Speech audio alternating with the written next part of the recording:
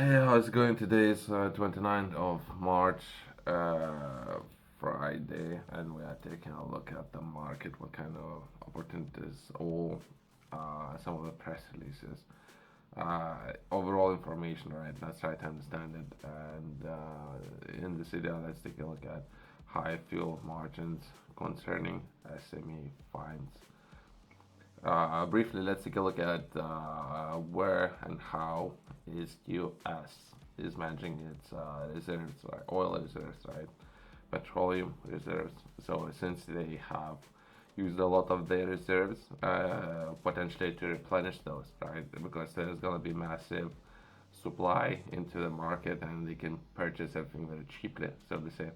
So as governments purchasing it very cheaply, I don't know, I have touched on that previously. Is it worth bringing those numbers up?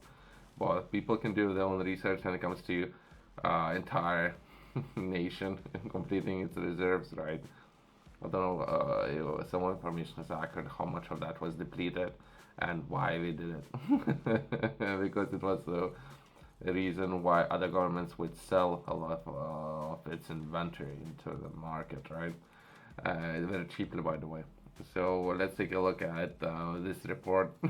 Let's take a look at, in this case, the UK and what UK is trying to do. The CMA latest monitoring report on the road fuel shows that the price at the pump have risen since late January, accompanied by above average margins and spreads, right? So CMA, I think it's a governing body when it comes to competition and or market authority, right? And they we're looking to control that. Let's see. I don't know. It's a government statement, right? That's UK's government statement. Let's see what UK's government has to say.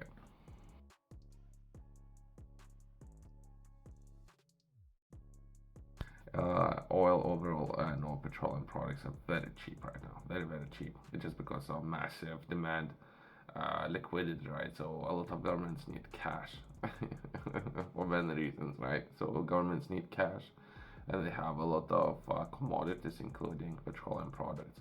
And some of those figures, including U.S. government, and how they're looking to deplete some of the reserves and purchase very cheap ones back into stock, right? That's just an example. And let's take a look at this article and let's try to understand why fuel prices are rising. Let's try to understand it. Fuel margins are still high, and CMA saw during the market study new pump watch powers must come into force to drive can access real-time price data to boost competition. I have myself. I have contact some of those companies who are offering these kind of services. See if I can make a business offer, right, and we'll potentially work together. My business offer would be perhaps delivering fuel to people's home, but they ask me to send them a letter, a complete offer, like a physical letter, right? It can be sent via email. So I thought it's a waste of everyone's time, but perhaps for others, if someone's interested, that was just an example of a business proposition, right? The competition and our market authorities collecting data for fuel retailers under the interim scheme, which remains voluntary. Okay, okay, so we're wasting everyone's time here. I don't know if I should continue reading this article. Either way, I'll skip the rest. It's voluntary, so people don't really need to do anything. And that's government institution who is getting paid and being funded by taxpayers. It might be important for some. We can take a look at or break it down into what is it? Three different parts. The first part would be let's look at fuel margins, right? Today's report finds the fuel margins of retailers. The difference between what the retailers pay for its fuel with what it's sell at remains at high levels seen during the CMA market study. Overall, that would be 9.1%. Okay, okay. So there's some additional information for people who are interested, right? I will share that.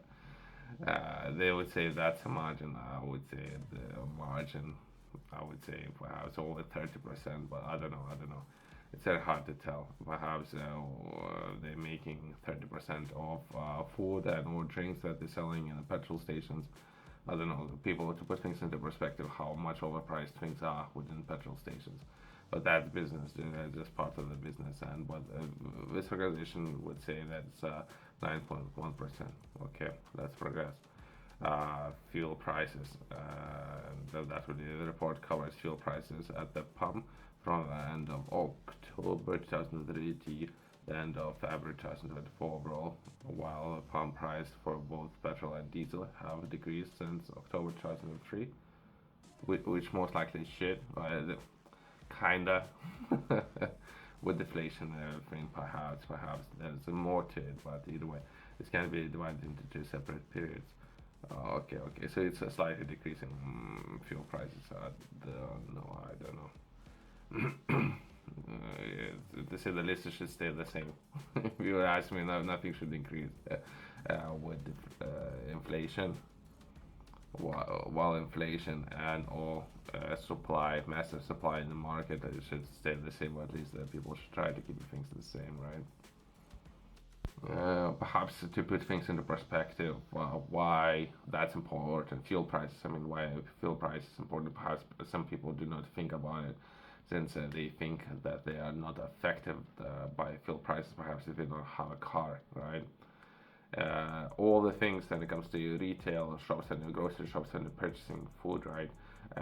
Most of that food to be delivered to shops and everything in that can affect massively prices, right? Depending on how far some of the food would need to travel and how much of that price of the food that you're purchasing at the shop. Sometimes it can be up to 40% of the price to be determined by logistical issues and or prices like a petrol or fuel prices, right? Depending. Perhaps not in the UK, but in other parts where they have ports nearby and they might need to travel a longer distance by road, then it can stack up to 40%, not necessarily within the UK, but either way, well, that's why it might be important for some of people have some of those prices, right? Spreads. CMA also looked at the retail spreads, average price that drivers pay at the pump compared to benchmark price that retailers buy fuel at from November 23 to end of February 2024. I don't know. I don't know. I don't know. This is their findings. I don't know if any of this information is accurate. By the way, I don't know. I don't know. It's been some time, right? I haven't purchased any fuel, right, or anything. So perhaps, perhaps.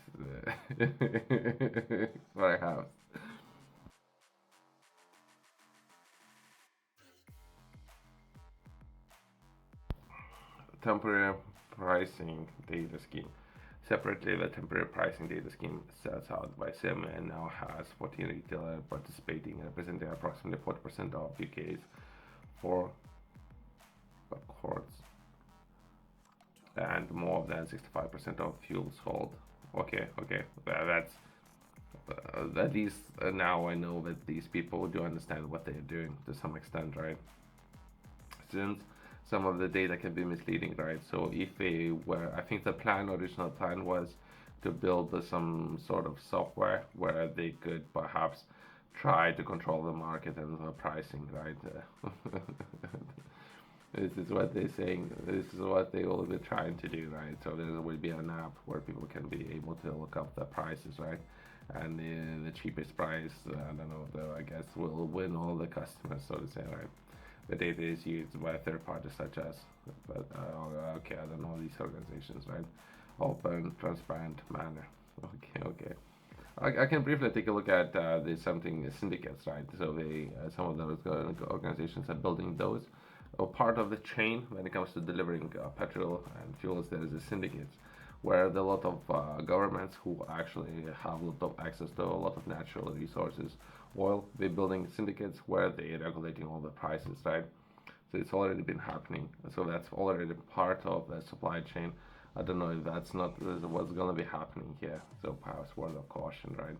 But either way, so if it's, I don't know, perhaps it's worth reaching out to some of those operators, something that was mentioned, and perhaps offering some of the solutions, right? Since companies are there.